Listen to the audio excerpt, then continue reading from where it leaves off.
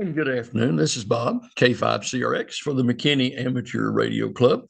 Continuing with our general license prep class, we're doing a makeup session tonight. Be talking about antennas and coax. Be looking forward to working with everybody on that. Let me go to a slide here to introduce what we're doing. And I just went the wrong way. One moment, please. I need to share my screen. Share and share and share. Okay, there we go. All righty. It has my email address on it, etc. If anyone would need to contact me for whatever reason, of course, you're certainly welcome to do that. So that very thing. Tonight, as I said, we'll be, one too far. We were talking about, HF antennas and coax.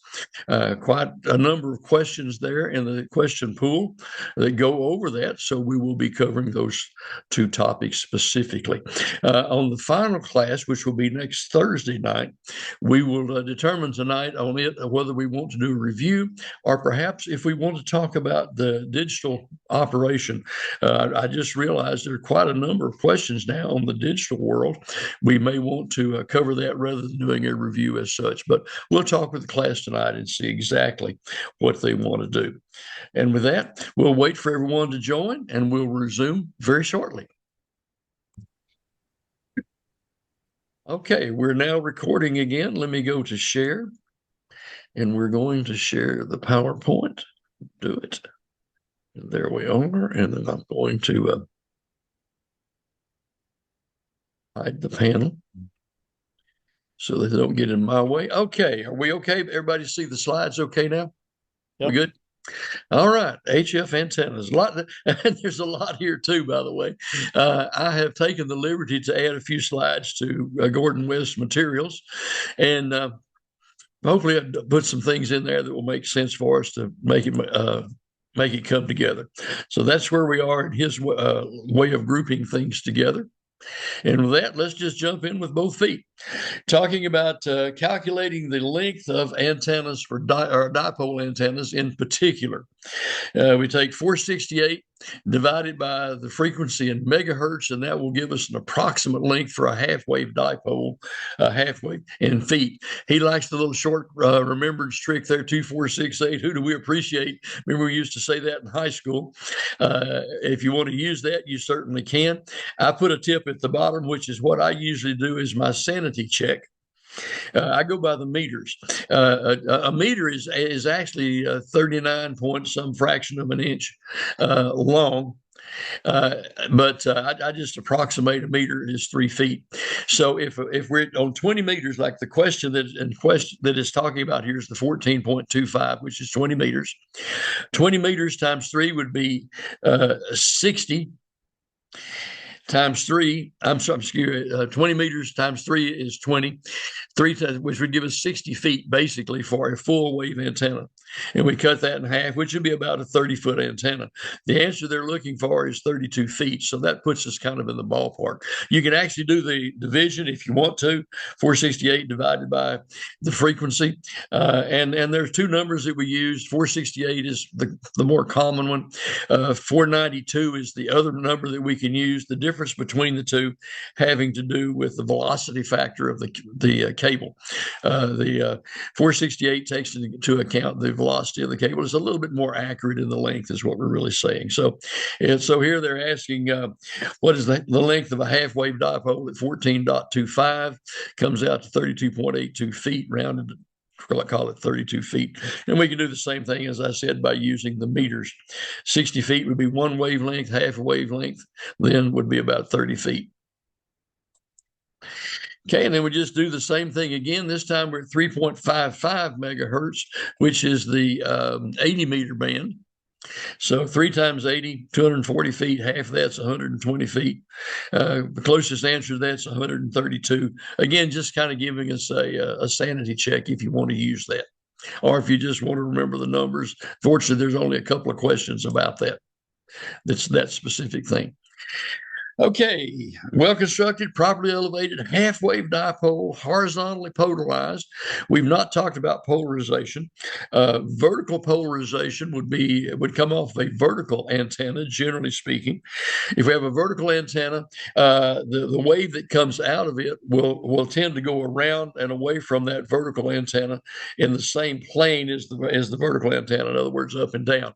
Versus a horizontal antenna, such as a dipole, which is horizontal, the wave will go away from it parallel to the earth, as opposed to the vertical, which the wave would go away from it perpendicular to the earth. So anyway, well-constructed, properly elevated, half-wave dipole, horizontally polarized, which it would be, would generally outperform a ground-mounted vertical antenna. This is because the ground-mounted vertical antenna usually encounters ground losses from everything close to its base. Now, a ground-mounted vertical is just a vertical antenna, the base of which is actually on the ground and has radials buried in the ground or on top of the ground, running out several different directions from the antenna. And we have various ground losses that arrive because of that, so that a half-wave horizontally mounted dipole would not have those ground losses like the vertically mounted one would. And again, if you have a question or thought, be sure to let me know. Okay, and this is a little bit different situation here. They're giving us a scenario. You're in a camping trip a couple hundred miles away from your buddy's house. A normal dipole at about a half wavelength up from the ground for the 40-meter antenna would literally skip right over his location. The takeoff angle for that would be high enough, it would literally just jump over your buddy at 200 miles away.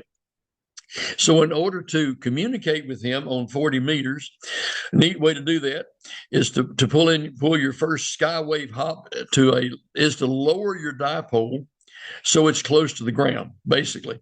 As they say, just high enough so nobody can touch it. It can even go lower than that if you're in a safe place where you can do that. You'll find that your first skyway hop will now arrive at your friend's house loud and clear. And the reason for that is, as we lower that antenna toward the ground, the takeoff angle changes. And instead of the signal going toward the horizon, it will tend to go more vertical and basically straight up almost, which means that when you get the antenna fairly close to the ground, the antenna basically goes straight up. Some people call it a cloud warmer.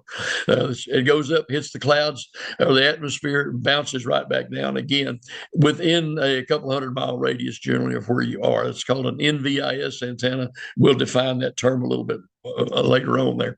But the idea behind that, if you had a friend you want to communicate with who's a couple hundred miles away and you want to use 40 meters, lower your antenna toward the ground in order to make that signal go straight up and come right back down again. Lowering the antenna will develop a higher elevation angle. It'll go more or less straight up, causing your skip distance to pull in or be less, establishing shorter than normal skywave communications. Does that make sense? Yeah. Okay, simple can't talk tonight either. Simple dipole antenna placed between 1/10 and 1/4 wavelength above the ground will give you powerful daytime skywave communications on the 40-meter band. And this is what we were just talking about. Basically, this is where we get into this NVIS, near vertical incidence skywave, which is a fancy term. I don't believe that term is actually on the test, but it's nice to know it's there anyway. So anyway, we're saying we'll take our dipole antenna, move it down to 1/10 to 1/4 wavelength above the ground. It will tend to make the signal go straight up to the atmosphere and come right back down again on top of you with about a 200 or 300 mile radius around you.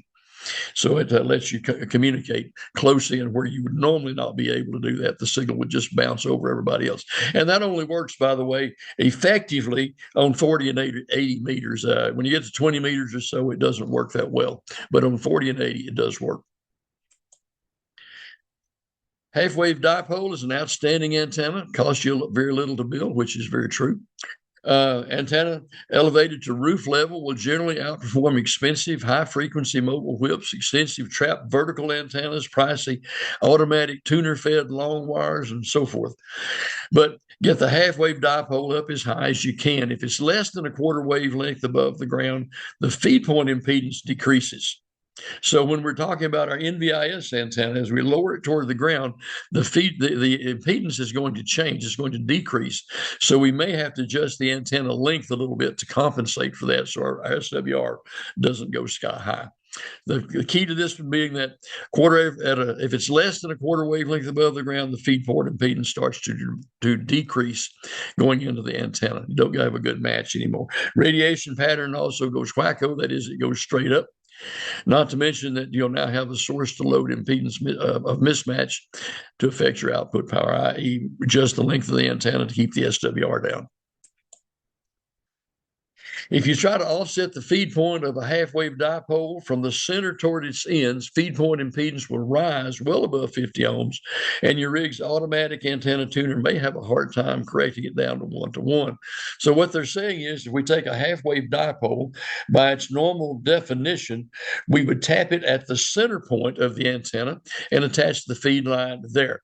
That center point resistance is usually somewhere around 50 ohms, and we can adjust the length of the antenna so it will be right at 50 ohms if we want to do that.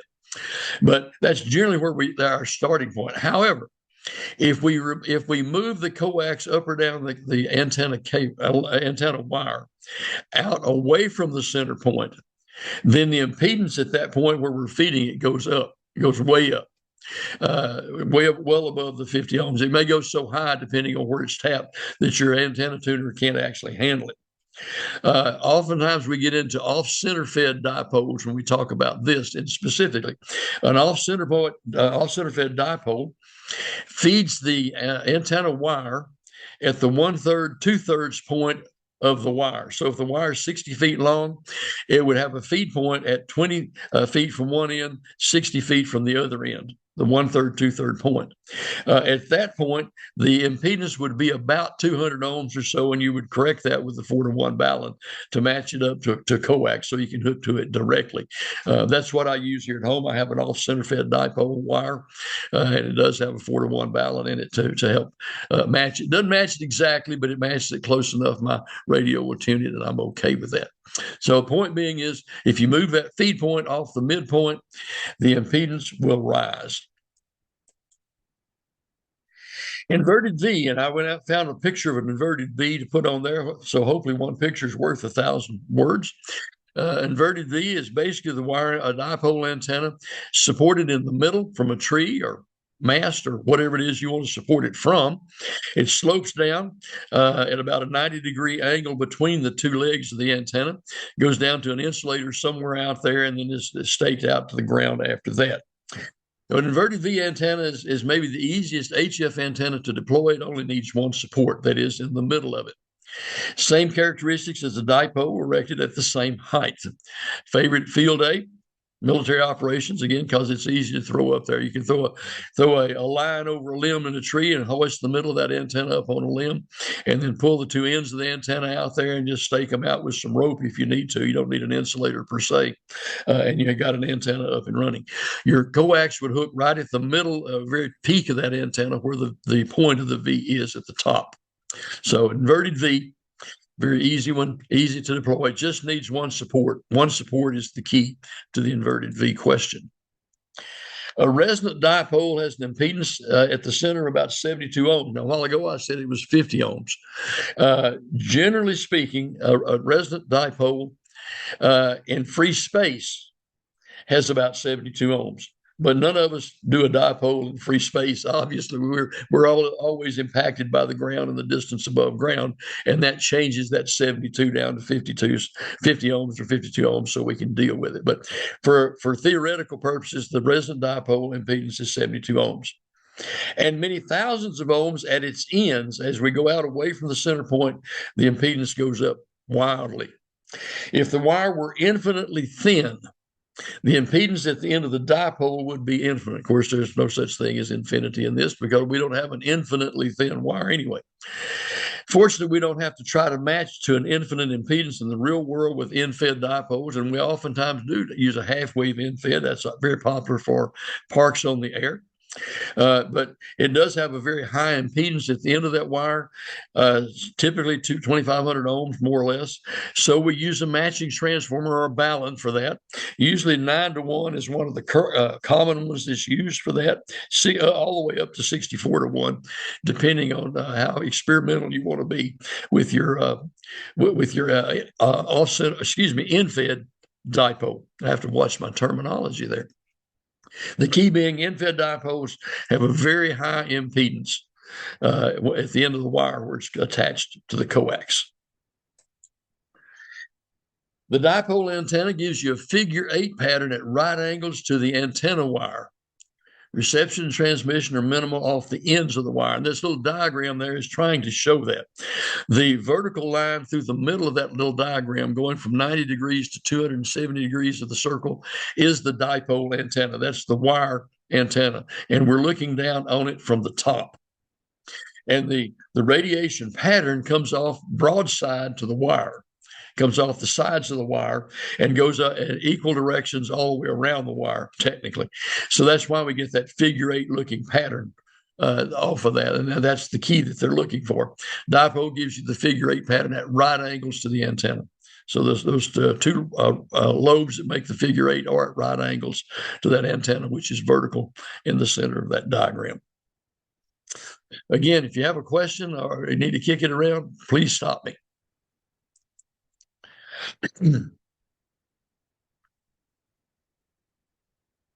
Halo antennas were popular before my time, actually. I've seen halo antennas, and I understand they're coming back some now. But at any rate, they were used back when VHF was mostly still AM before it became FM. Horizontal polarization was less subject to ignition noise back then because most of the cars had point-type ignitions, which generated a lot of noise. Now, hams are rediscovering the weak signal VHF modes. The halo is becoming popular once again. The halo is omnidirectional in the plane of the halo. That's the actual answer they're talking about. Now, what is a halo antenna? This is one that N6 TWW built. This is a 2-meter halo. It's built out of copper tubing, as you can see there. And he's using some plastic pipe there to hold the whole thing.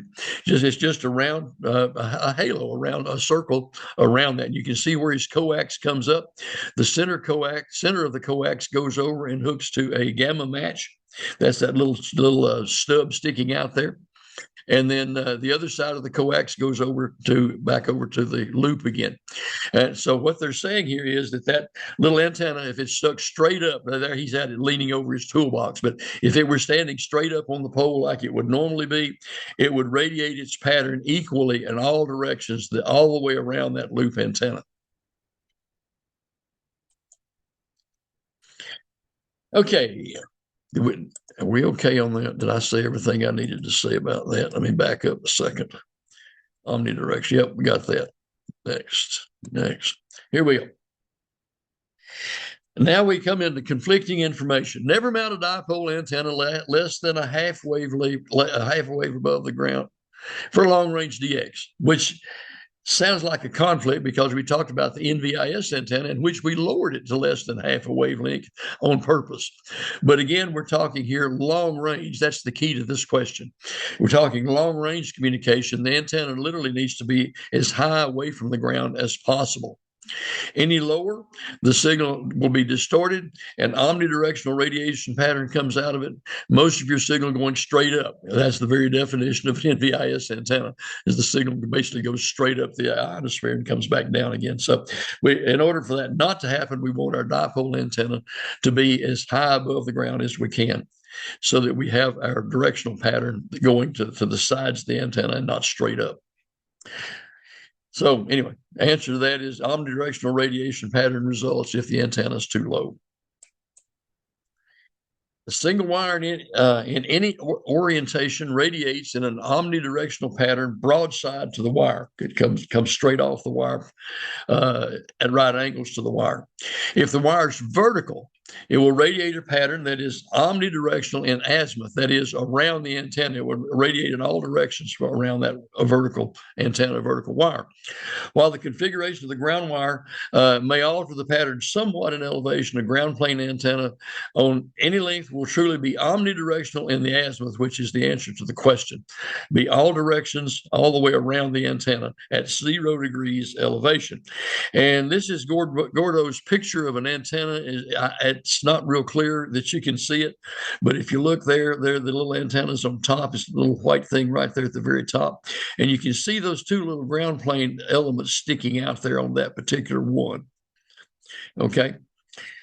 So with that particular antenna, the signal is going to radiate all the way around that antenna in all directions. You notice these radials that he has there. You really can't see it there, but they're drooping somewhat.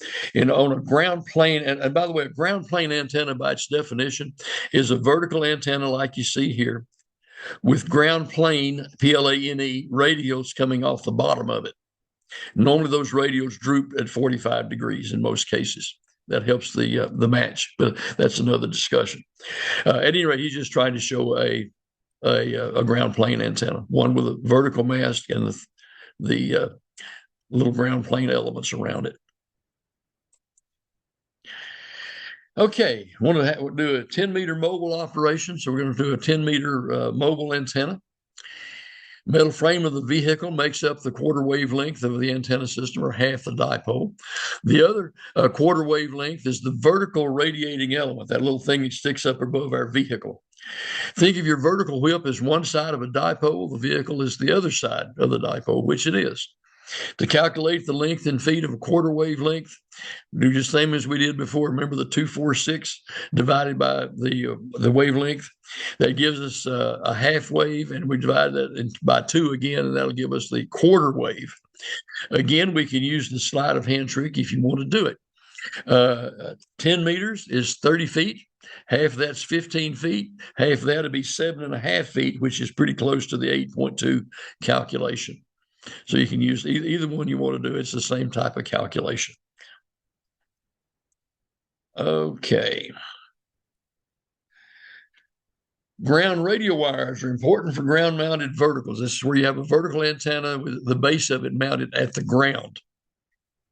Okay, that the radials on or in the ground around it form the counterpoise, or the other half of the antenna, something for it to work against is a way to say it. To hear any real difference when you already have a few radios laid out around it, you need to double the number of radios. If you have 2, try 4. If you have 4, try 8. And if you get more than 8, you probably got a mess on your hands anyway. Try mounting the antenna on an aluminum shed in the backyard if you have that, so that you don't have radios per se. I mean, you could always do that if you wanted. But anyway, start digging and install more ground radios, which will help your ground-mounted vertical antenna. Okay, and there's a little picture of a homemade ground plane antenna. I've done some classes where we actually built this and people could take it home. I actually use one of these little homemade antennas when I transmit to the repeater on Sunday night.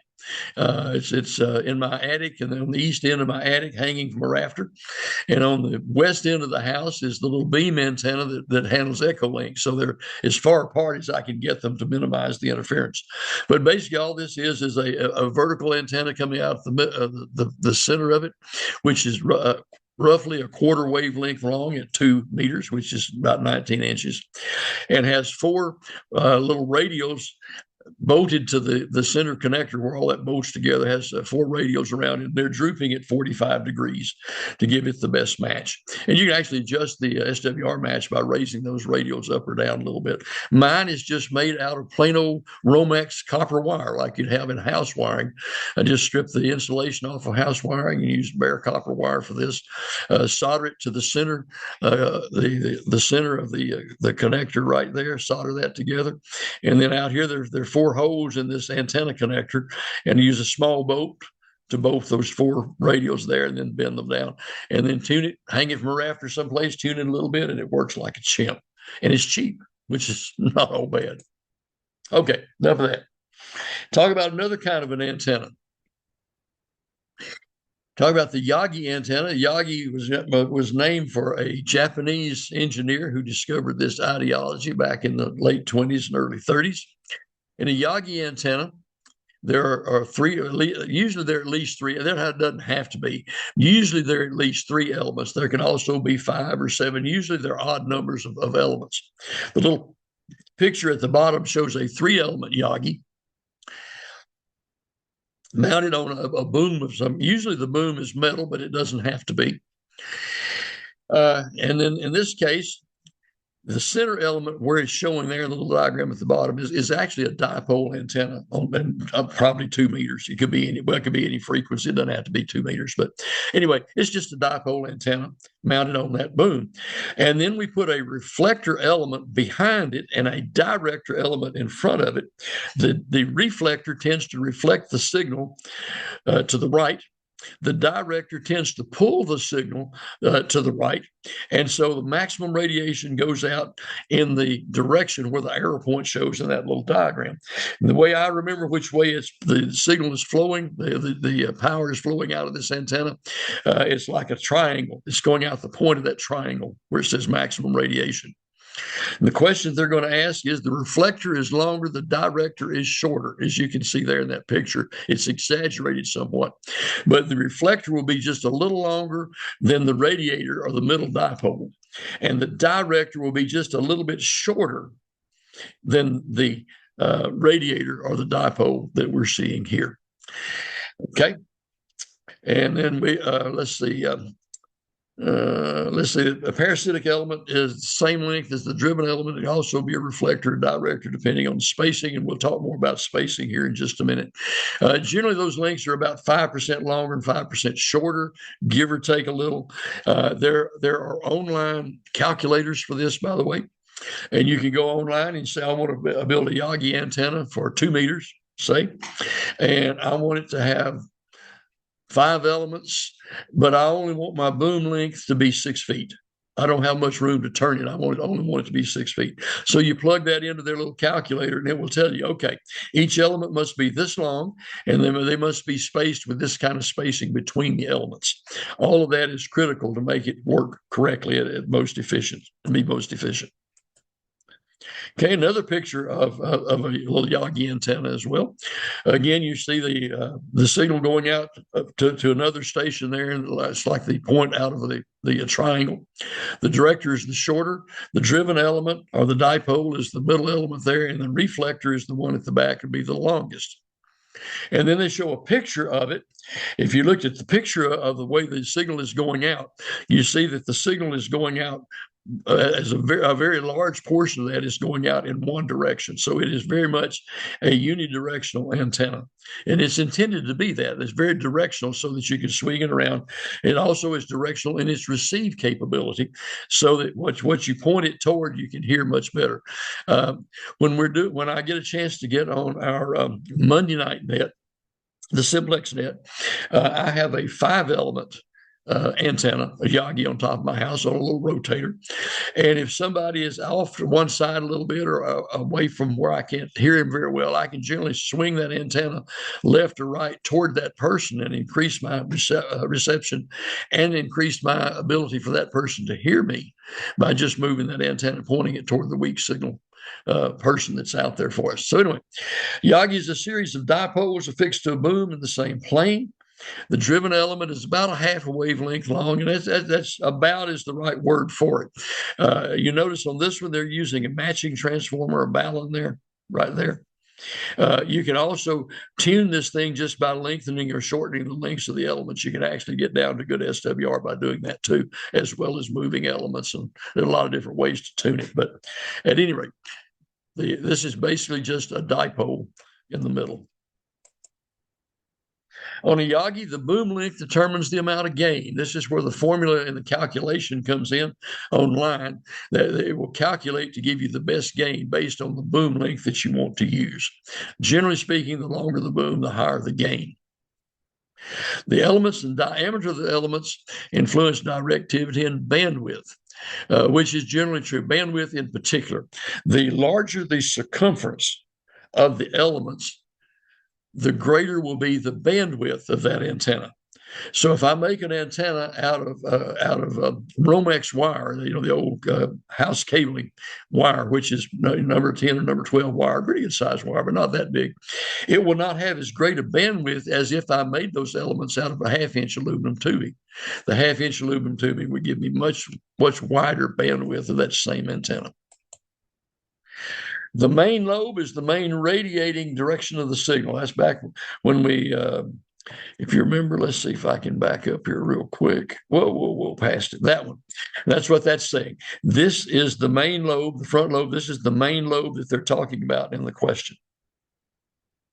The main lobe is the main radiating direction of the antenna. So the signal's all going out in that direction.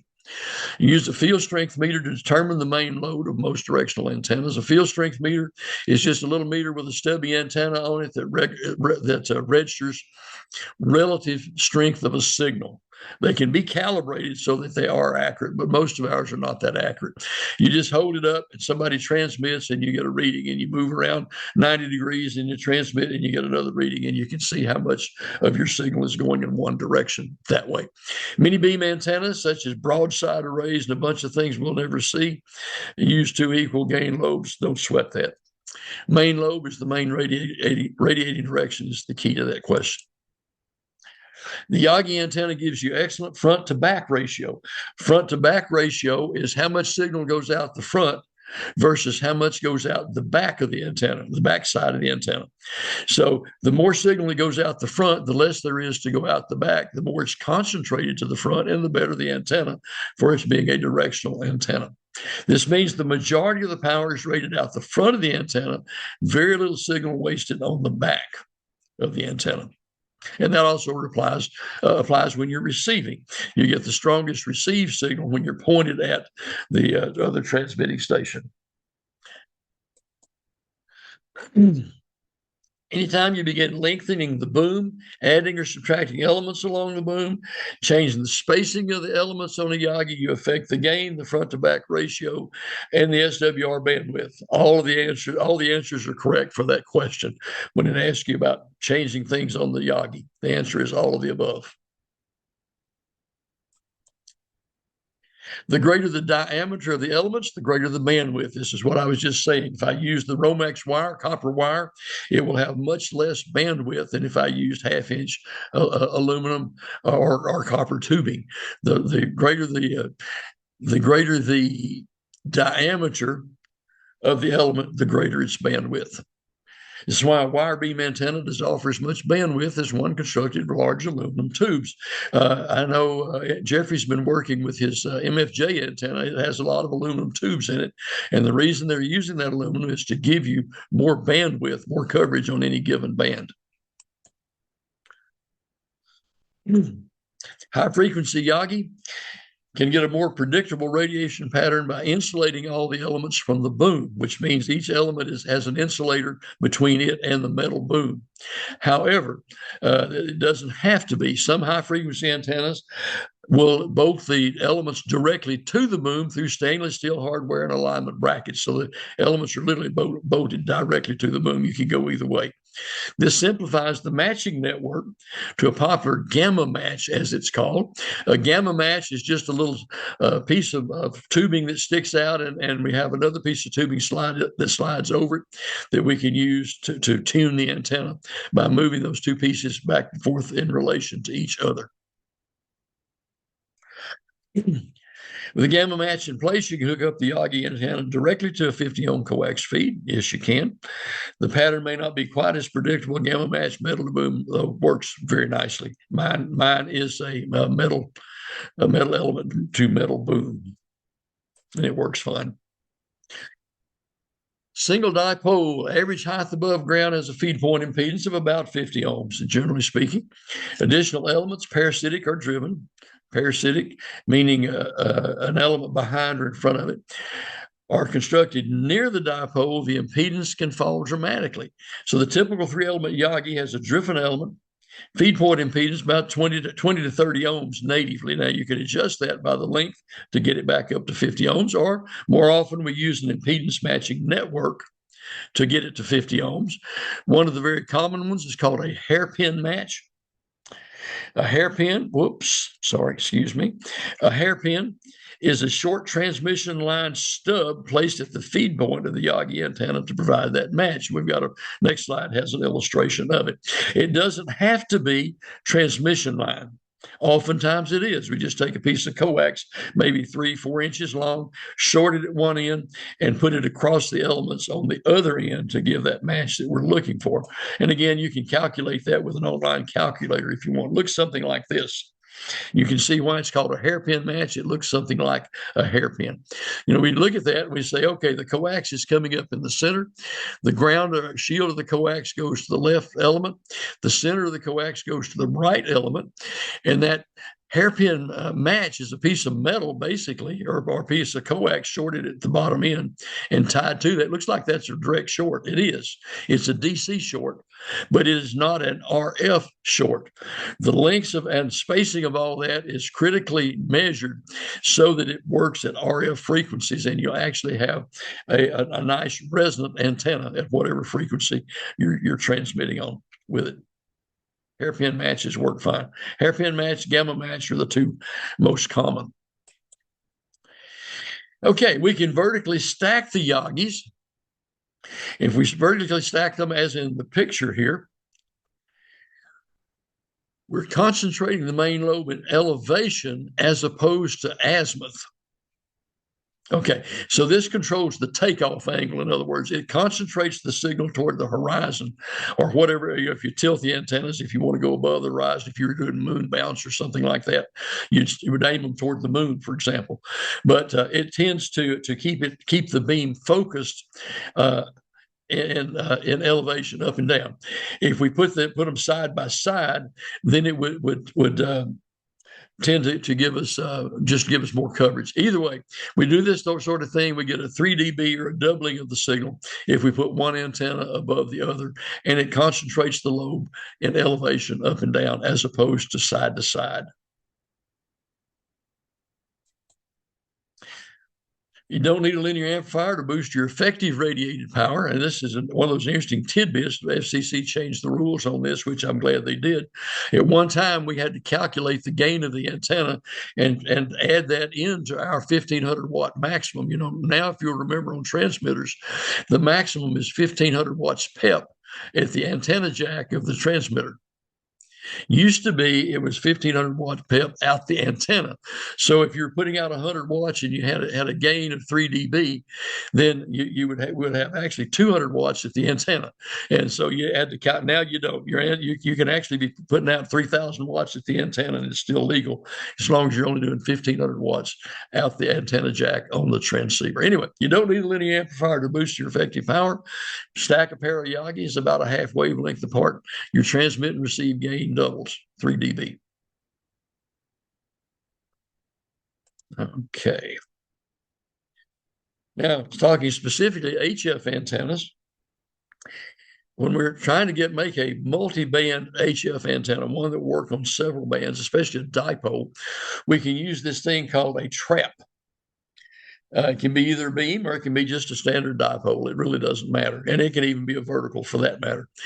The trap allows the antenna to naturally tune to specific ham bands. Gordo, who does this series of slides, has a 4-band beam antenna. The traps work great to give him high frequency operation on multiple ham bands with only one antenna. So the reason for using traps in an antenna is to give you multiple bands with one antenna. The way we do that is we put the trap on each end of one of the radiating elements of the antenna, and that trap is tuned for example, whatever the total length of the antenna should be, say 40 meters. So at 40 meters, that trap acts like a short circuit. The 40-meter signal will go right through it. It will see the full length of the antenna.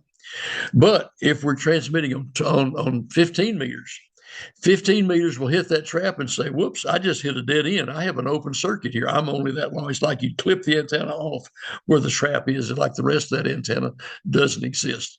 That's essentially how a trap works. Generally, they'll have some sort of a coil of wire in there for the trap. Oftentimes, a capacitor in there, or a little sliding tube over it, like it shows there in that diagram. The tube slides back and forth to form a tube type capacitor. Okay, newer high frequency radios have internal passband filters to minimize harmonics, which keeps us clean on the air, both transmit and receive. A harmonic is a multiple of your fundamental frequency, causing problems when you realize you're transmitting on two frequencies at the same time. So if we're transmitting on 7 megahertz, the 14 megahertz would be the first harmonic off of that. So our antenna can also radiate some of those harmonics if it's a multi-band antenna, because that antenna is also resonant at 14 megahertz. So we have, unfortunately, the multi-band antennas have a lot of advantages. Main advantages are you can do a lot of different bands on one antenna, but they have a major disadvantage of poor harmonic rejection, because the antenna is tuned at all those different harmonics, so it doesn't reject them as you would expect. Unless you use a remote-mounted automatic antenna tuner, or the random wire antenna can put a lot of RF feedback current into your station. In other words, it can make your radio hot to the touch. You touch it and you get shocked when you're transmitting. Now, normally we would not take a random length wire antenna and hook it directly to the back of the radio. We could, but we generally wouldn't. It would go through some kind of a tuner. And what they're talking here, if you want to use a remote mounted antenna tuner, that's an antenna tuner that mounts up on the antenna itself. It would take care of that. But most of us don't have that. But we can use a random wire antenna, put it through a tuner, which will help to cancel out that RF feedback and keep it from shocking us. But the point is, random wire antenna can put a lot of RF feedback if it's hooked directly to the radio.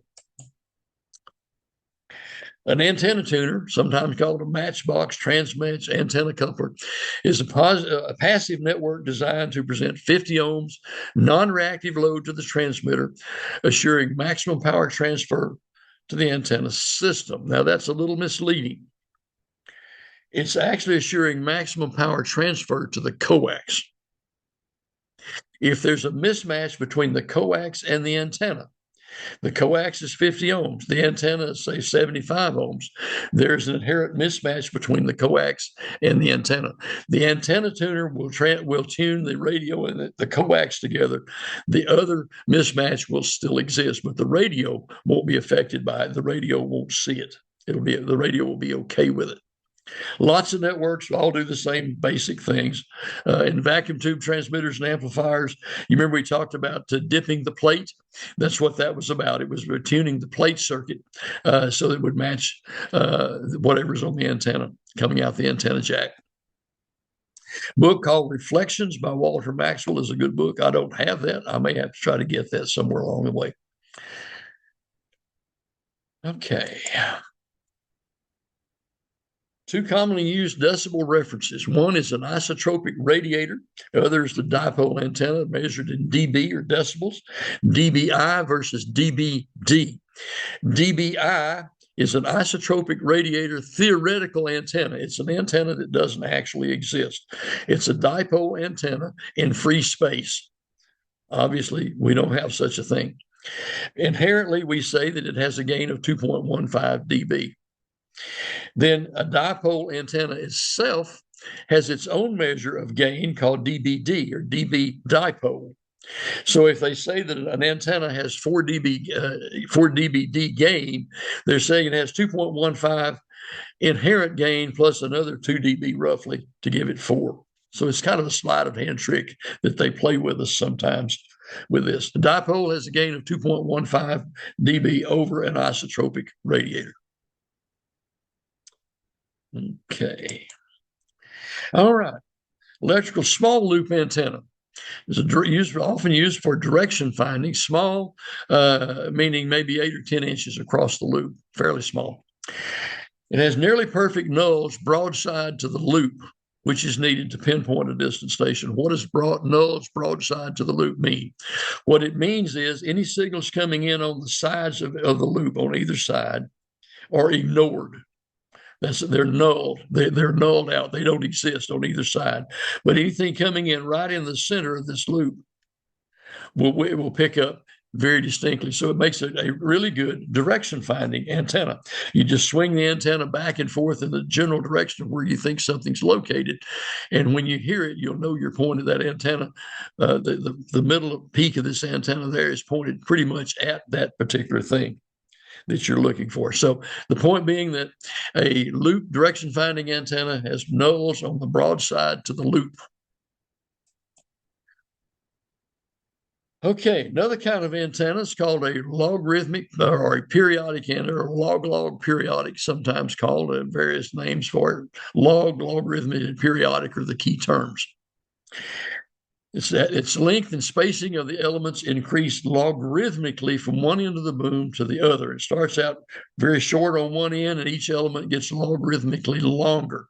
If you remember the old VHF TV antennas that used to be above all the houses, almost all of those antennas were logarithmic antennas. You would start out at the far end of the boom. It would have a very short element, then a slightly longer one a little ways back, and it would go back all the way to the back to a very long element across the very back. Those antennas were designed because the logarithmic antenna gives you a very wide bandwidth. And in the TV world of VHF, you had to cover frequencies. I'm pulling this out of the hat. I'm thinking somewhere between, VHF high band went up to 174 megahertz and down to, I don't know what it was, 128 megahertz or something like that. It's a really wide range of frequencies. So we used the log antennas for TV reception. We still use those for radio, though. They're still very good. They give you, but usually if it's a beam, it's going to be a gigantic antenna. I've had the experience of one of those antennas. Mike Baker, who's one of our life members in the club, WHCM, before he retired, had one of those on I guess it was about a 60-foot mast. And he had taken it down for some maintenance, and several of us went out to help him raise it back up. He had hired a tower climber to climb his tower to bolt it back up for us. We actually had to attach a rope through pulleys to the top of the tower and hook the rope to the back of a pickup truck in order to raise that thing because it was so big and so heavy. The 40-meter element across the back of that antenna, the longest element was probably 30, 35, maybe 40 feet long. It was long. It was an absolutely gigantic antenna. The beam length on that thing was probably 30 feet long as well. And it was a huge antenna. So anyway, log periodic antennas, length and spacing of the elements increase logarithmically from one end of the boom to the next. There's a picture of one at the bottom. You can see the very short elements at the beginning, and they get longer and longer as we go back. Okay, have a very wide bandwidth, don't have a whole lot of gain, but they have a very wide bandwidth. SWR remains flat on a high frequency log from 10 megahertz to 50 megahertz. So that it overcomes the SWR issue as well. The only problem, low forward gain. So you don't have a lot of gain out of it, but you do have a whole lot of bandwidth. Beverage antennas. Okay, I lifted this from the ARRL side because I want to talk about beverage antennas just very briefly. Kate was introduced by this guy named Harold Beveridge. When I first heard the name beverage antennas, I thought it was an antenna made out of Coca-Cola cans, but it's not.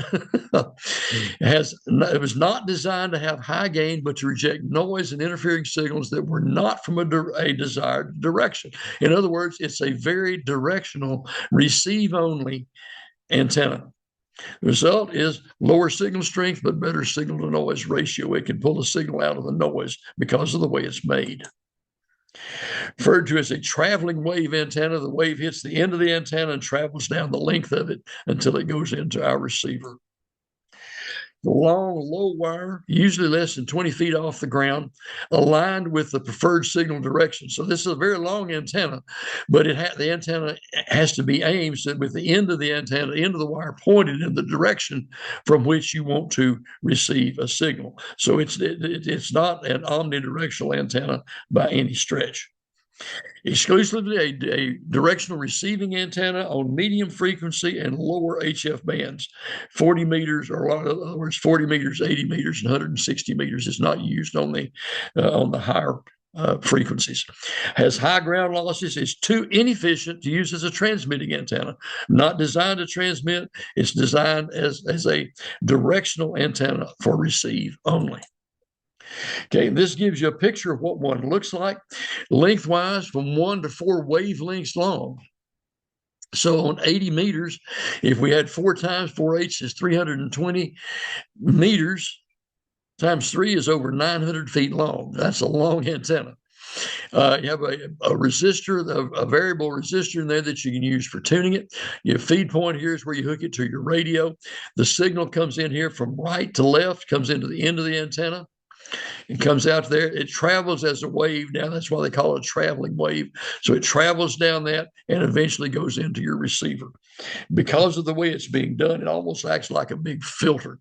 This shows a representative of the pattern that it shows coming off the end of that wire. The antenna is running this way. So off the end of the wire, you see the lobe is saying we're getting a real strong directional pattern out of that beverage antenna, which is a good thing. Personally, I've never known anyone who had one, or at least if I did, I didn't know they had it. Okay, that says what I just said. So here's the question. Some of the larger, higher frequency base station rigs have a separate antenna port for an optional directional lower frequency band long wire receive only antenna. This would be perfect for a beverage antenna that you can build out of wire. So that is the lower frequency, long wire, receive only antenna is a beverage antenna.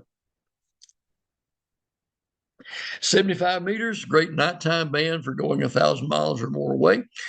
To get on 75 meters or 80 meters, either one, with a mobile unit, you need an efficient, electrically shortened antenna.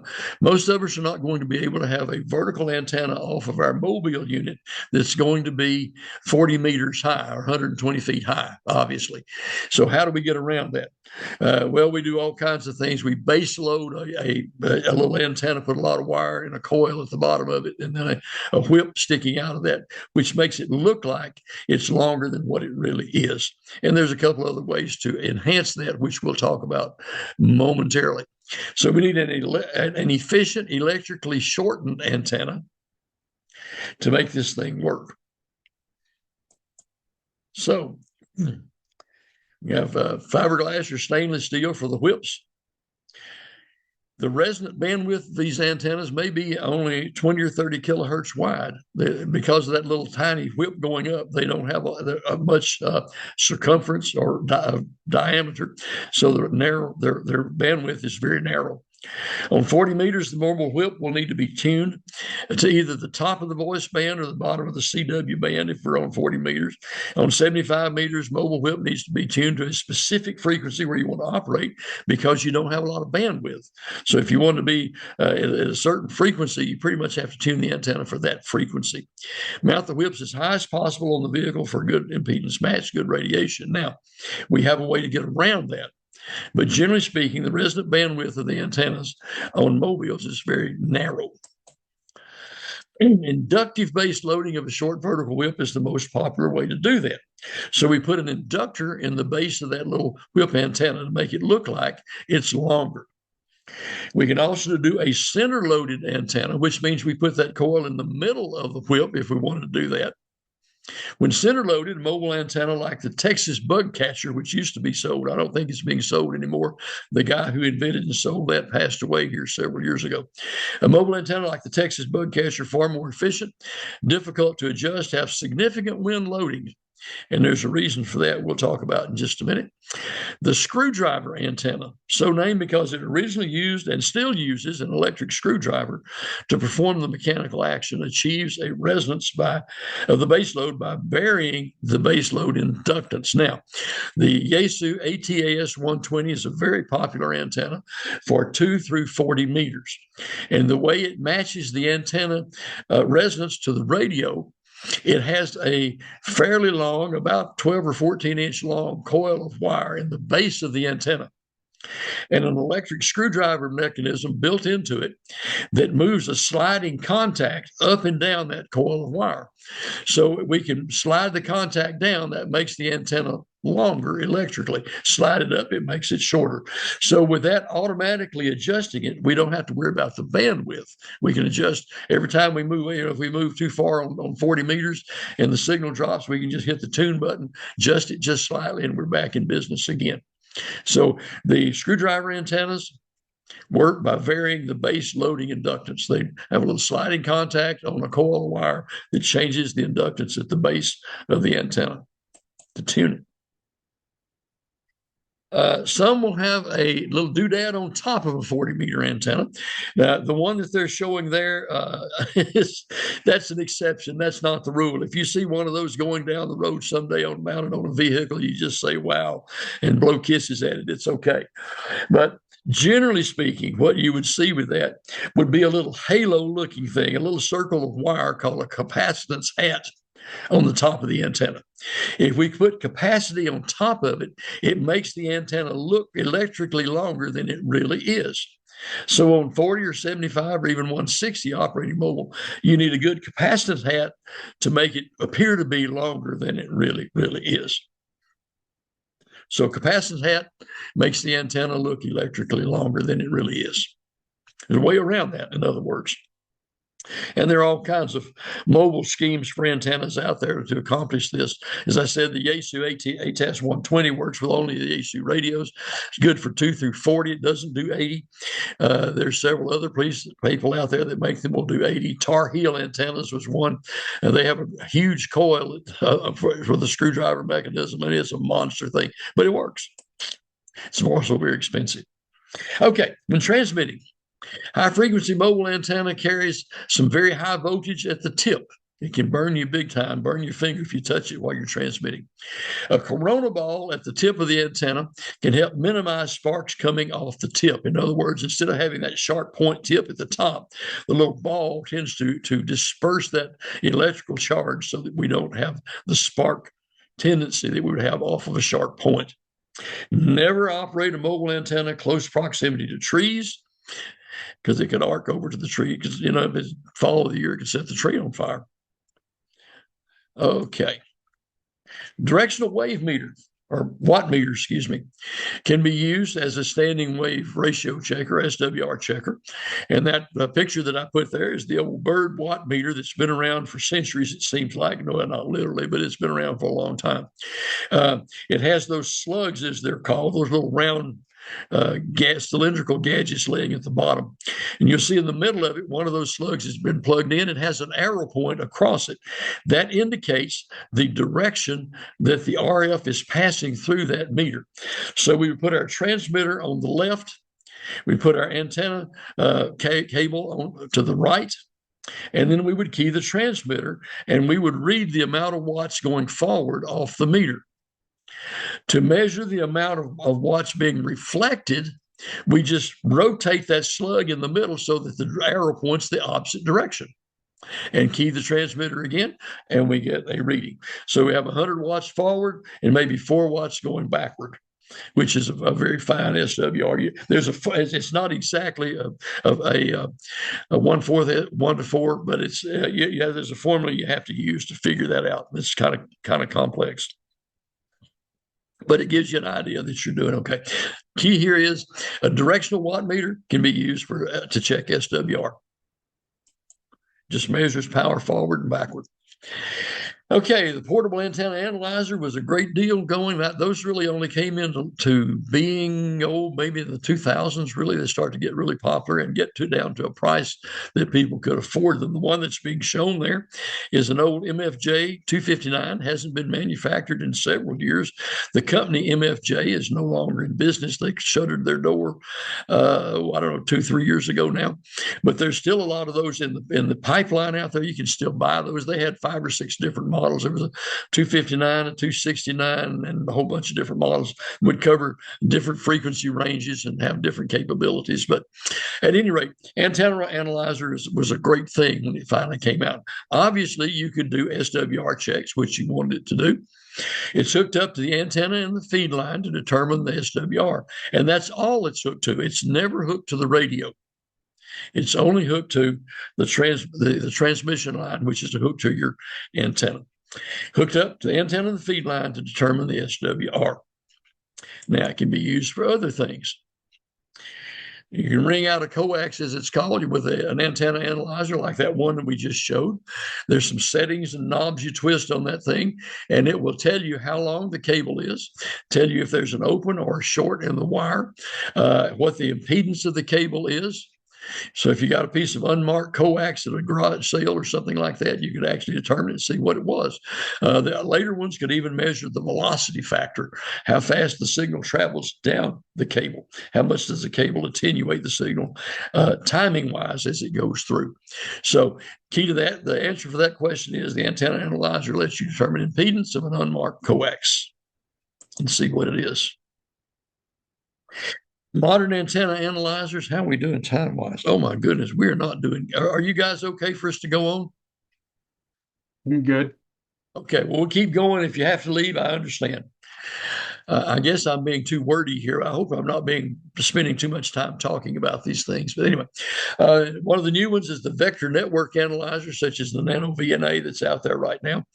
All of these contain sensitive radio receivers that can be adversely affected by nearby radio transmitters, giving erroneous readings. Case in point, there was a friend of mine over in Saxe, and we're trying to read his antenna. There was an AM broadcast station only a few miles away, an antenna a few miles away, and it would wreak havoc with that meter. The meter would pick up all that extra signal and would give us a bad reading.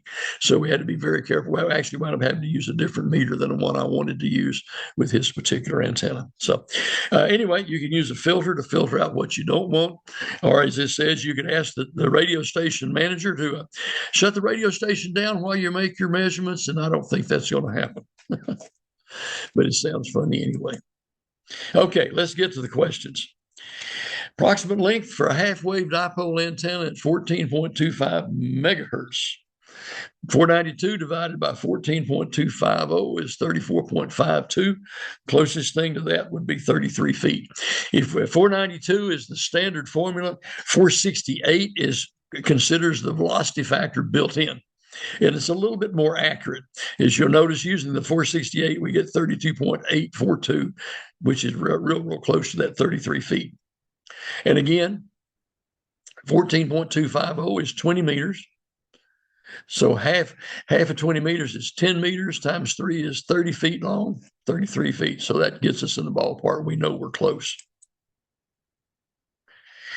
Okay, half wave for 3.55 megahertz. So that's in the 80 meter band. The 492 divided by 3.55 is 138.59. Closest that's the 132 feet. Now we'd also take that another way. We said that's 80 megahertz, give or take. So 80 meters. Half of 80 meters is 40 meters times 3 feet is 120 feet. So 132 is the closest to that thing. And just kind of, again, a sanity check. Which of the following is an advantage using horizontally polarized compared to vertically polarized HF antennas? Has to do with ground losses. Okay. Horizontally polarized antenna is not as affected by the ground as the vertically polarized is. What is NVIS propagation? Short distance, MS, HF propagation at high elevation angles, long path propagation, nothing to do with MUF or LUF, maximum usable or least usable.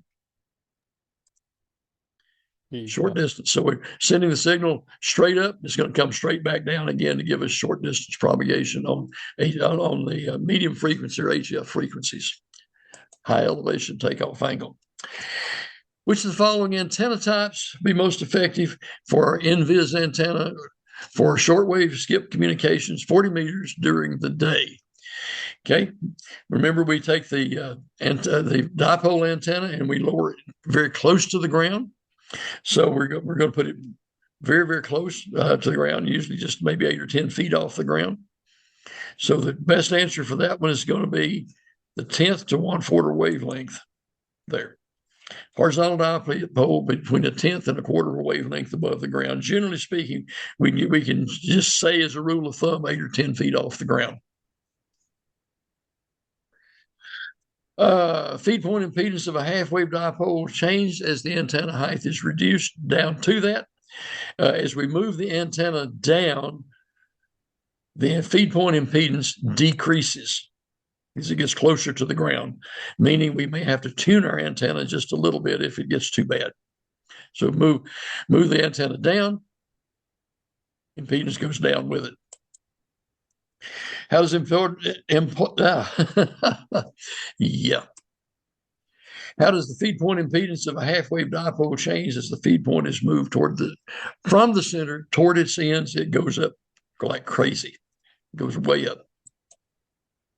Oops, I'm sorry, I wasn't supposed to. Come on there. There we go. Sorry, I hit the wrong button. Increases.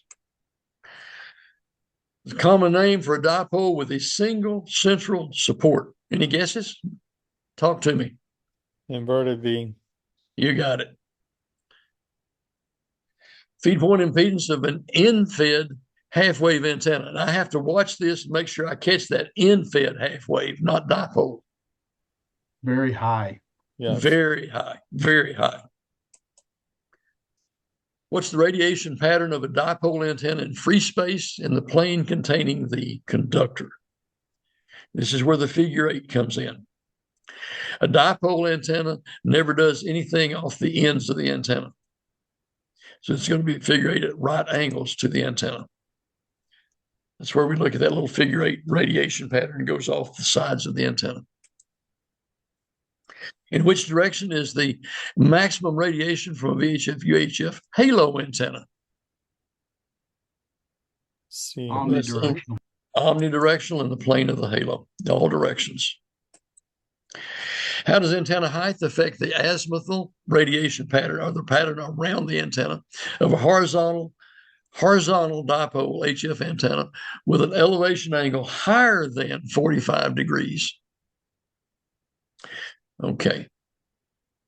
So we've got this antenna, an elevation angle higher than 45 degrees, which means it's fairly close to the ground. Any guesses? C. Yep. C. Yep. Becomes almost omnidirectional in all directions. Which of the following describes radiation pattern of a quarter wave ground plane vertical antenna? That's that little thing, wire sticking up in the middle with 4 drooping radials around it, ground plane. Omnidirectional. Goes all directions. You got it. Approximate length for quarter wave monopole antenna for 28.5 megahertz. We're doing the same thing as before. Divide by the 246, which is half of the 468. 8.63 feet. Closest answer is 8 feet, of course. And then to do a sanity check, 28 megahertz is 10 meters. Half of 10 meters would be 5 times 3 is 15 feet for a half wave.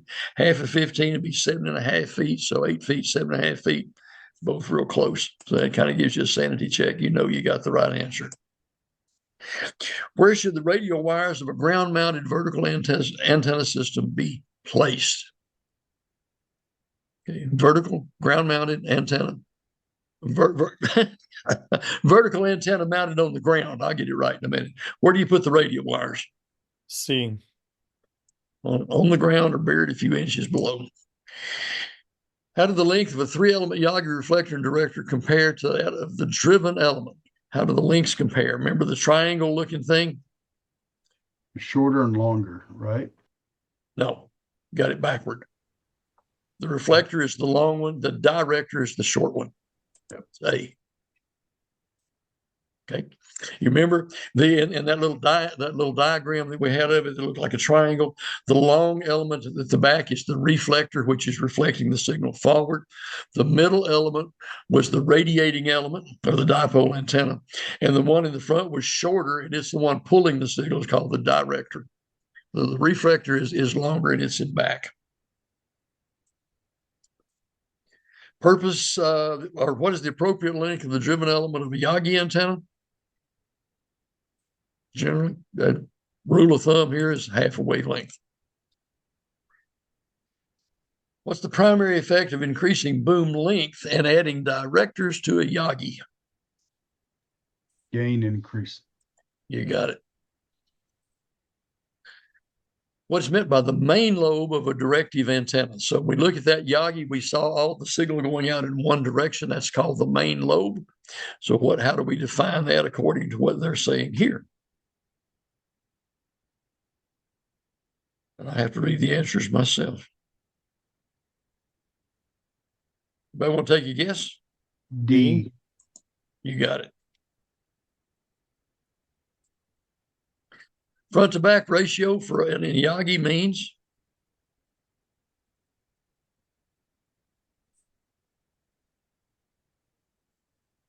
the amount of power going out the front versus the amount of power going out the back, or the opposite direction. Makes sense? Yep. Which of the following can be adjusted to optimize forward gain, front to back ratio, or SWR on a Yagi? Okay, so we can all of the above, because we can change the physical length, we can put more or less elements, we can change the spacing between them, and all of those things will affect the Yagi. All of the above. Which of the following would increase the bandwidth? Not only a Yagi, but any antenna. A.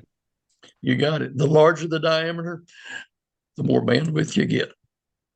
Which of the following is a characteristic using gamma match with Yagis? And it has to do with insulating the boom from the elements. Okay. A. The beta or the hairpin match. That's where we showed that little picture with a little loop there, usually made out of a stub of coax, but it can be anything that you want it to be. Would you buy A? A. Mm-hmm. Okay, a little stub up here placed at the feed point. The advantage of vertical stacking, horizontally polarized Yagis.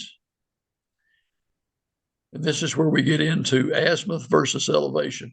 When we stack them, it concentrates the elevation, the takeoff angle, not the azimuth, not the direction around it, but the direction up and down.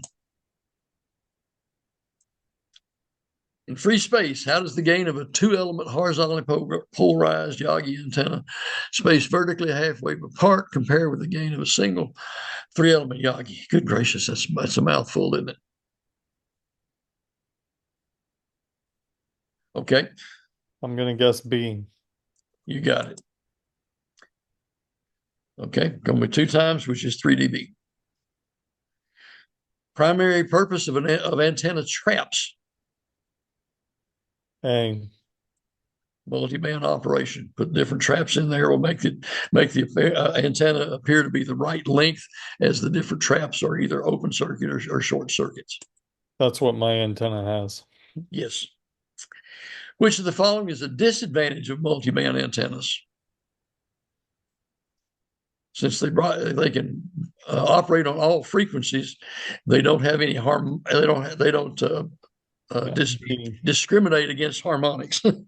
D, yeah. Characteristic of a random wire HF connected directly to the transmitter, which we don't normally do, but if you did, what's it going to do to your equipment? We said electrical shock, so station, there you go. Yep. You're going to have significant RF current coming back on your radio, which could produce a shock. Will it damage the equipment? It can. Yes, it can. Depending on how much power you're putting out and how much gets reflected back as well. It can damage the equipment, yeah. Purpose of an antenna tuner. Reduce the SWR going into the feed line. Okay. I'm going to say all. No, that's worded kind of weird. It's worded kind of weird. That's why I was hesitating. I was having to read the answers myself. Increasing the power transfer from the transmitter to the feed line, it doesn't actually change the SWR on the other end of the feed line at the antenna. It's just changing the impedance between at the transmitter's point. So it matches the coax to the transmitter, basically. Okay. Antenna gain in dBi compared to antenna gain in dBd. dBi is 2.15 higher. Yep. dBi is higher. Which direction or directions does an electrically small loop antenna less than a tenth of a wavelength have nulls in its radiation pattern? It's using the loop antenna for direction finding we talked about. The nulls are where? B. Broadside to the loop itself. Okay. All right. Which of the following describes a log periodic?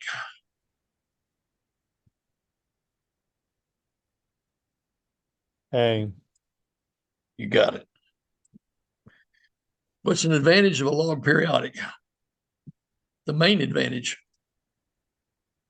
A. Yes, sir. Very wide bandwidth, 10 to 50 megahertz. Primary use of the beverage antenna. I remember that's that long wire direction finding or directional antenna.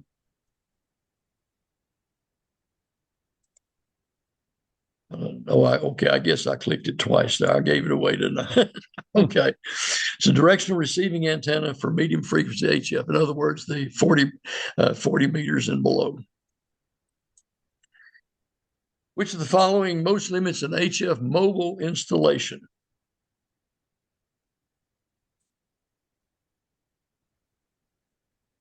Efficiency of the electrically short antenna. That's it. That shorty antenna is a real efficiency robber.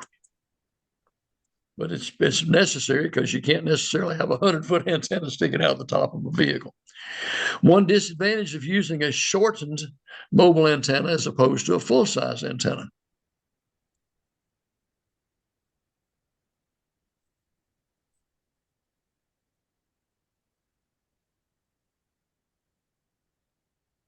I'm going to say the Q of the antenna will be low.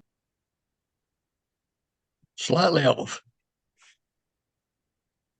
Bandwidth would be generally, when we have that short mobile antenna, you remember the bandwidth is very narrow. We talked about that one because that the whip is so tiny. The diameter of the whip is so tiny, it limits the bandwidth. Versus a regular antenna, which can overcome some of that with a longer antenna, more efficient antenna. A screwdriver, how does it adjust feed point impedance? Remember, it moves that B moves that little contact up and down the length of that inductor inside the antenna. Purpose of a capacitance hat for a mobile antenna.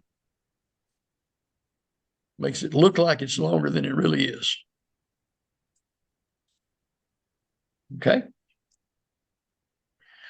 Purpose of the corona ball up on the top of the little HF antenna, little ball up on top of the antenna. D. Exactly. Following can be determined with a directional watt meter. That's like that bird meter we looked at. A. Exactly. That's the only one. The others, you really can't. It has nothing to do with the others. Which of the following must be connected to an antenna analyzer being used for SWR measurements? C. C. Only the antenna and the feed line. Never hooked to the radio. Which can be measured with an antenna analyzer?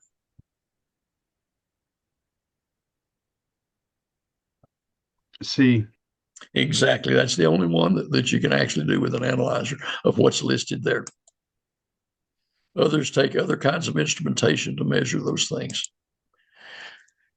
The effect of strong signals from nearby transmitters, such as an AM broadcast or FM broadcast transmitter, very close effect on the antenna analyzer.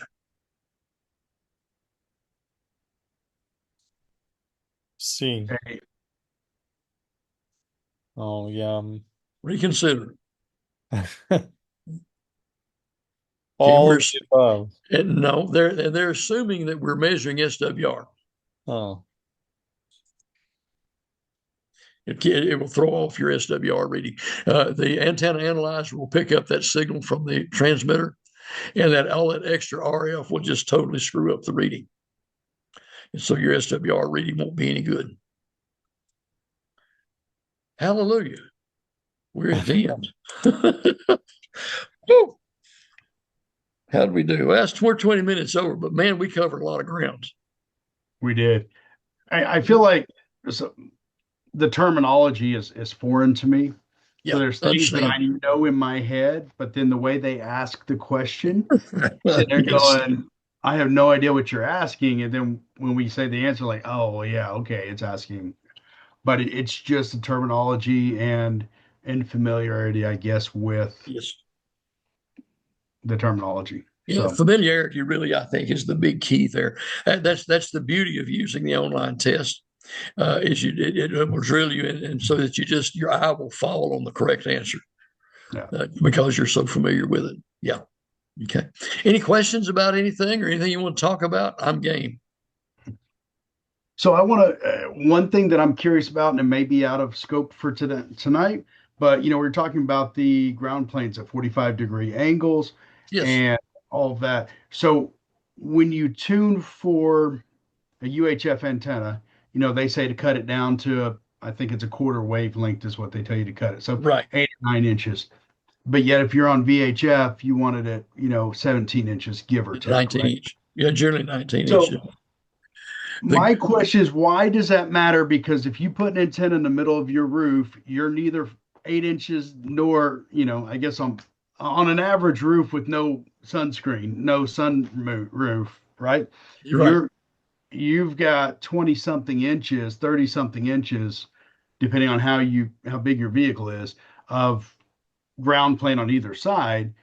Is not more better? Okay. I missed a link somewhere. Are we talking about a mobile antenna? Or are we talking about a home ground plane antenna? I'm trying to understand the difference in a ground plane. Why does it make a Okay. difference in a mobile versus in a home? And then Gotcha. why would the ground plane, why isn't it true that bigger's better? Okay. Now I understand what you're saying. Okay.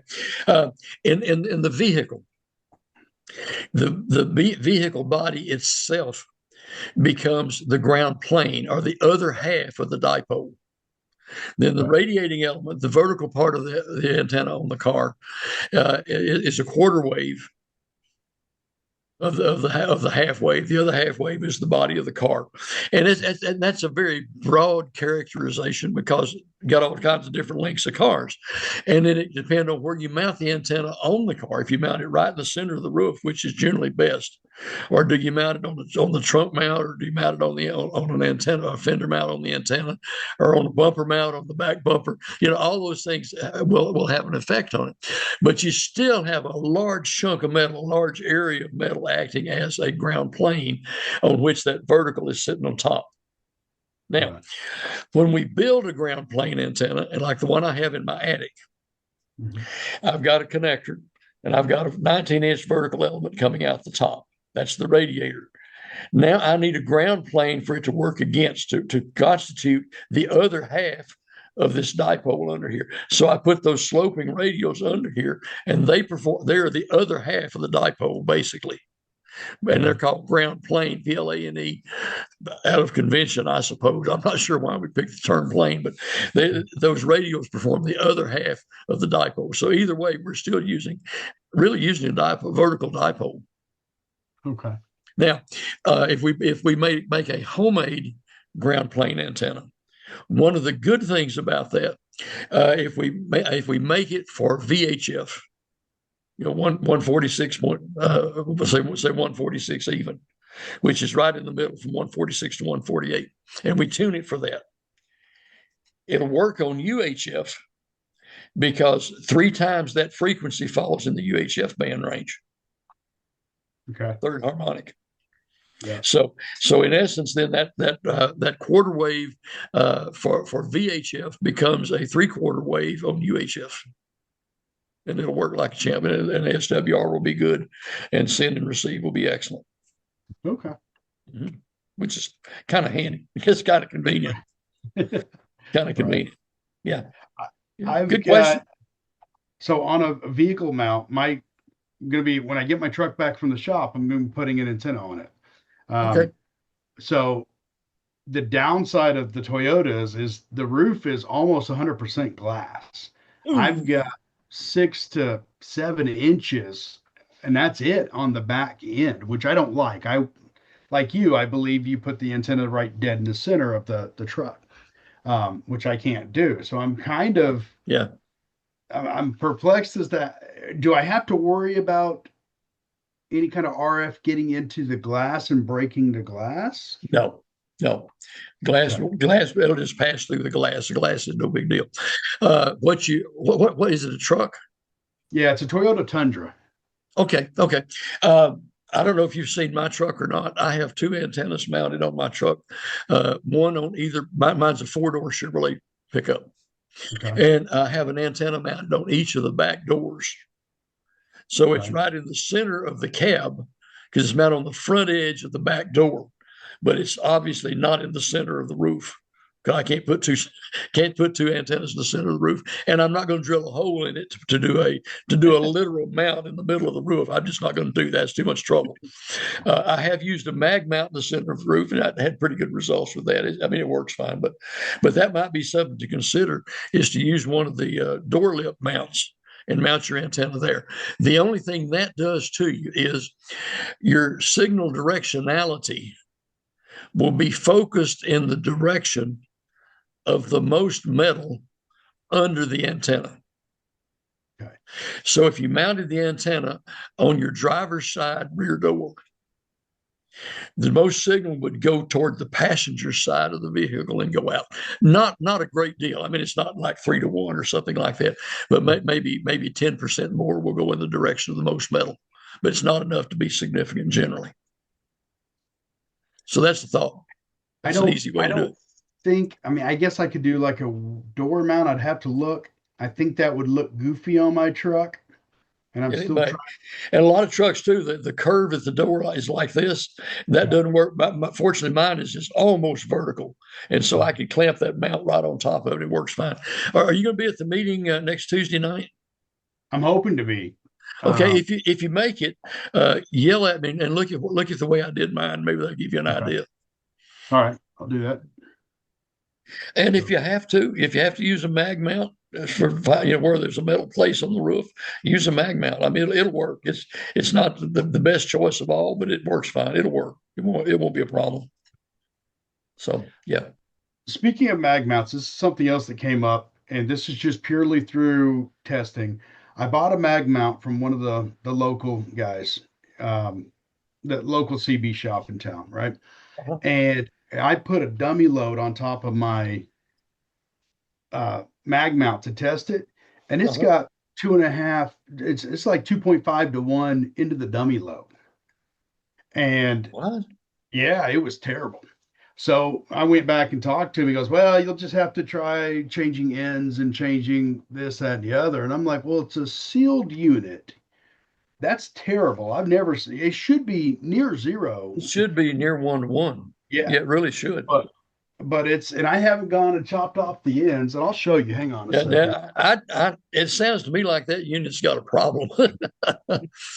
The only exception I can see would be if there's something wrong with your dummy load, if it's not really 50 ohms. Well, that's not an issue because I put it on other coax. And so here's the setup I've got. This is from my commercial 2-way. Don't mind the mess behind me. I've got quite a mess. It's okay. That's all right. Don't sweat it. All right, we're going to turn off the blur. Okay. So this is a NMO mount going. In fact, this is actually the one that I bought from him. But it's going into an NMO mount in connector. Right. Yeah. Gotcha. And of course, I got to ginger change it to get it in. Of course. But yeah, this thing's got going in this configuration right here. I've got about 2.5 to 1 reflected, right? What frequency? Um, I don't recall, but it would have to be the 144 and one four. VHF, probably Yeah, VHF. Yeah. yeah. Okay. Because I do 90% of my stuff in the 2 meter and a 70 centimeter Sure. range Sure. right now. Sure. So, Well, but wow. I've got If this. you want to try some other things, I've got a dummy load and I've got meters and all that good stuff too, and we can try it on another one and see what it says. Try I would different dummy load on it, do different things, just check it and see if we can see anything. I would love to do some deeper diagnosing to see what I'm doing, what I'm missing here. Um, this is Antennex brand. So this is again from my commercial Okay. two-way world. And it's half the size of this thing. Yeah. But I get not quite zero, but very near zero reflection off of this. Okay. You Which see says the everything's exact working same. right. Yep. I wonder if that other one has got a base load in it or something like that that's causing problems. Okay. Silly question. How would I check that? Yeah, I guess I can here. Let me peel this back. The only thing I can think of would be look at specifications for it and see if you can find anything in its specification. Yeah, it's. I have not gone in and I did cut the center out. You can see there. Let me see if I can hold still enough for. Okay, so no, there doesn't look like there's any kind of coil or anything that goes straight into that NMO. Got that, and then I'm wondering if I will solve it by just resoldering it. I like that connector. It's a 3/8 inch screw, is what this almost looks like a homemade thing. Um, but anyway, I I don't know. I'll yank it apart and solder on it someday and see what I can come up with. But I was curious if you'd ever experienced resoldering. It's not going to hurt anything, that's for sure. Okay. Definitely not going to hurt you. How was the ground on that? Was the cable grounded? Were the coax grounds to it? Was it pretty good? Can you Visually, the way it looks like, yeah. Let me see if it'll come in there. So it looks like they soldered it to an eyelet, Yep, eyeball, I see what they did. Yeah, yeah. and then Okay. they screwed the nut down on that. Yeah, I would also loosen that nut and then retighten it to make sure it's got a good connection. Okay. I mean, again, it may not help, but it's certainly not going to hurt anything. Yeah. It's just Hey, been. I got to comment on this. I like that place behind you. It looks like mine. Well, that's why I blur it out. I kid people about my little room in here. I say it's my combination storeroom, blacksmith shop, radio shop, welding shop, you name it. Yep. You know, it's Yep. just and an office. You know, it's just. I got a little trail. I walk in and back out. I have room to turn around. I got you. Well, Don't be glad I'm not embarrassed. the I only one. understand Yeah. completely. Uh, Oh my, yes. but yeah, Um, I'll tinker with that and look at the coax that's attached to that one too. Does it say if it's what kind of coax it is? Oh, I got it's an RG58. let me see. It is RG58. Let me see if there's any marking. And it could be this is just I'm trying to be respectful since I said I bought it locally, but I'm wondering if it's just, I take it back. I did cut the end off. I just haven't gone and put a new one in. But no, hang on. Yeah, There's since you've written already on cut here. the end off anyway, let me offer a suggestion. Yeah. Where it goes into the mag part, could you replace that cable with RG8X fairly easy? A little drill bit. Yeah, I think that'd go. That would give you a whole lot more quality cable to do that, a whole lot less loss, and a whole lot fewer opportunities for interference. Because the RG8X has much better shielding than the RG58 does. I know RG58 is right next to garbage. Yeah, that's CB World cable. So yeah, and in all fairness, it's a CB shop, so that may be the whole thing is this is built for CB, but it's got 95-11 or 11200. No clue. uh, I don't know what that means, but it does Excuse say me. RG58AU, 95% OEM. Okay, well, AU is pretty good quality. Yeah, that AU is pretty Okay. close to RG8X actually, because the AU indicates it's military grade Okay. shielding on it. Yeah, it's much more dense shielding than the standard RG58. Okay. So that's pretty high quality. All right. So I'll slap a new end on it and see what it does. 95% shield, 10 braid. Okay. I'm getting those specs off of Southwire. Okay. Well, I'll tinker with this and I kind of just abandoned the magnet mount stuff just because I was having so much trouble with it. Yeah. Uh, Well, I used a mag mount for a long time. I had the big mag right in the center of my Chevrolet truck. At one time, I had three antennas on the truck, which was a little much, just to be honest. But I had three on it, and the center one was a mag mount, and I didn't want to drill holes in the top, so I just used some of those stick-on cable harness mounts, oh, you know, yeah. little square things like this. Put a wire tie on them, stick it. I put 3 or 4 of those on the roof. Went down the back edge of the cab, and went Yeah. under the truck and back up through a hole in the floorboard, and brought it into where the radios were, and it worked like a champ. I mean, I never had a problem with it. I got to tell you, coming from the commercial world, I overcame my fear of punching a hole in the roof of a vehicle, and I I've done guess it you so would. many times that but then again, I don't like that you then have a 3/4 inch hole sticking out the roof either. Yeah, So, um, anyway, I digress with that. But that's it's just a personal take. I don't want to see cables going around. I don't want to see if I don't have to. yeah, You I know, I'll leave understand. my clutter for my office where nobody can see. I understand that. Uh, I think, you know what? The reason why I never terminated this is I had to order a BNC mail connector. So what would be your opinion? Would you terminate Why this be with a PL? why B and C Um, as because in opposed my to PL two office, fifty as in my opposed to office, PL two I've fifty got nine. just for quick disconnect purposes. What I ran into a weird thing. I wasn't screwing my PL259 on correctly, and um, I thought I did, but I guess I didn't. You know, there's tabs on some of them Yeah, where you have to right. turn them and get Keeps them. yeah. Mhm. I'm not sure where I went astray, but I got it. My SWRs were perfect, and I move and I go and I check and I go, man, I've got 25 to 1 on here. This is horrible. What happened? And I went in there and started messing with the connectors because I've seen weird stuff like that. Sure. And then all of a sudden I loosened it up about halfway, started tweaking, trying to find it, put it back in, and then it flatlined again like it was supposed to. I'm Hmm. like, I'd Hmm. almost rather get something and wrench it down good and tight and then have a BNC to quick connect Okay, between. that's fine. I was just curious. That's Yeah, fine. Yeah, that's but fine. I I don't mean to interrupt, but I have to run. So thanks, Okay. Bob, for doing this, and I really appreciate it. I'll probably Thank you, see you sir. Tuesday night. We'll see you Thursday. You guys be gentle in the meantime, and we'll catch you then. And then Dan and I will talk until he gets ready to quit. Take care. Have a All good one. right. All right. Bye. See you later.